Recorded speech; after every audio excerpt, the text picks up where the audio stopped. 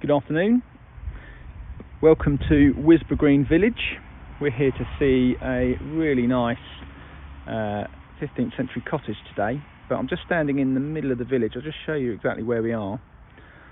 So Wisborough Green, for those that know it, or don't know it should I say, just outside Billingshurst, just 3-4 miles to the west of Billingshurst, and really sought after location, really important for this central green, which in non-COVID time hosts cricket, lots of fetes, fairs, real sort of a heartbeat of the village. Just to the north of the village, you just see that tent there. That's sitting inside of a really nice, outside of a really lovely pub called the Cricketers, which is a real heartbeat of the village. There's a fantastic primary school in the middle of the village, a little village store, village cafe, and all surrounding this really lovely green. Everything very accessible, but right in the heart of this really quaint little village. So we're here on School Road, and just in the distance there you'll see the beautiful church. So at the end of this road you've got church and duck pond. Quite often the ducks will be seen crossing the road, so you need to be careful of those as you're driving around. And the house we're coming to see is number 3 House Cottage. Just see our for sale board there, and the property's just coming into glimpse. Parking. Come into this really nice bay, quite a good size actually. You get probably 1 or 2 cars in here, possibly 2 cars comfortably, just depending on a bit of cutting back, etc. And bin store, wood store there. You see the cottages in the distance. And here you've got this pedestrian path which leads to the 3 cottages, which you can see here. So number 1 on the left, 2 in the middle, and we're coming to see number 3, which is just on the right hand side. So believed to date back to the 15th century. And there you go. Just get an idea of those there. Really pretty, cracking location.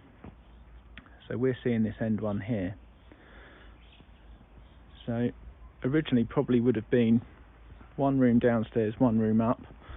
But as you can see, the one we're advertising has had the benefit of this double-storey extension on the side, which offers quite a bit of extra room. Some ground floor space in a reception and a couple of bedrooms upstairs. The garden is predominantly to the front. In fact, it's pretty much all to the front. There's a very small path out the back. So the garden is here. You see that immediately as we come in. And it's a nice garden. Gets the benefit of facing west, so it's always going to be a nice little sun trap. And, you know, whilst a bit overgrown, obviously not looking great in the winter, a bit of cutting back, a bit of pruning. I'm told lots of plants and flowers will grow here in the summer. You've also got this nice, quite a large patio area, nice for sitting out. But despite being a front garden, because you're so well set back from what is not a very busy road anyway, it's very private.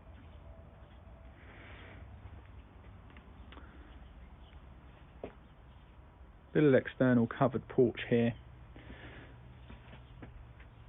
This would have been the original front door, which I'm sure you could still use. But we're going to take you in this door here. So it's fair to say the property does need a bit of TLC and modernisation throughout, but it's really about where the property is and the proposition that it offers. It could be a wonderful cottage in the right hands. You have got some nice flooring down here, and this is a really good space. You've got double aspect. We'll just show you this. There is a very small area to the rear, which you can see.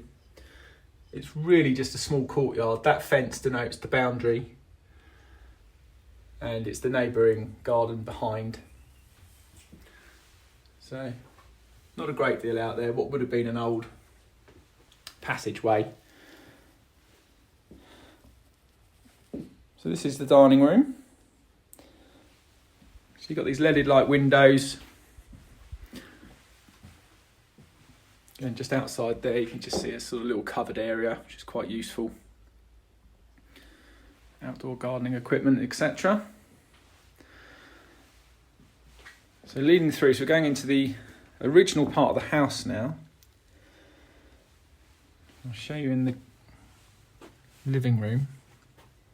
So you've got all these exposed beams. Really lovely front room, which all looks out onto that front garden. Really nice feature fireplace there. With a solid fuel burner. Could do with that being on at this time of year. Hello cats. So hopefully that just gives you a good sense. Understairs storage cupboard there. And to the rear, got a small kitchen, but perfectly formed. Quite good condition, the units. All very serviceable. Just again looks out onto that rear courtyard that I mentioned. So you've got space for a fridge, or tall fridge, freezer, cooker, washer, dryer. Little service hatch there leading into that dining room that I showed you. And this is where it gets really interesting as we go upstairs.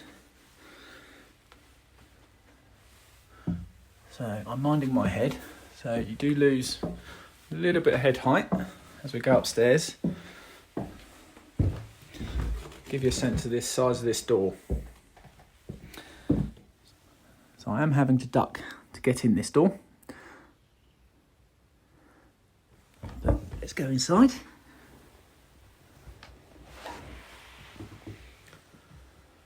We've got a couple of bedrooms up here, so one leads off the other. So I assume you could knock the two, subject to all the necessary building regs, etc., into one space. So you've got a sizable, comfortable, good single room, small double to the rear. Give you an idea of the elevation. So that's the neighbour's garden we're looking out onto. And as I mentioned, that path down the rear.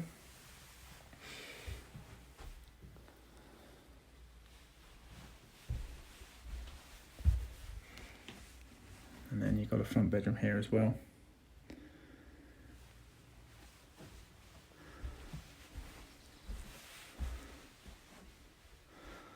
So I would say that door probably comes up to my chest, just to give you some sense of that.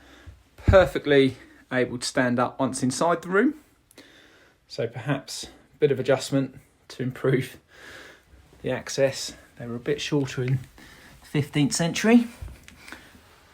And this just gives you an idea of the landing. Actually quite a good size. And again, full height, you can stand up, no problems there. It's really just getting into the room that causes a little bit of difficulty.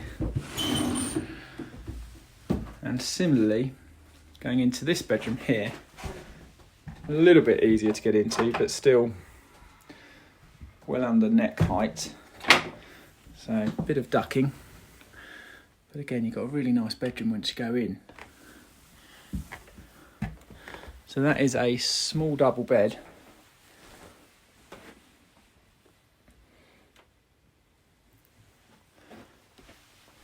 And again, you've got good sized chest of drawers there.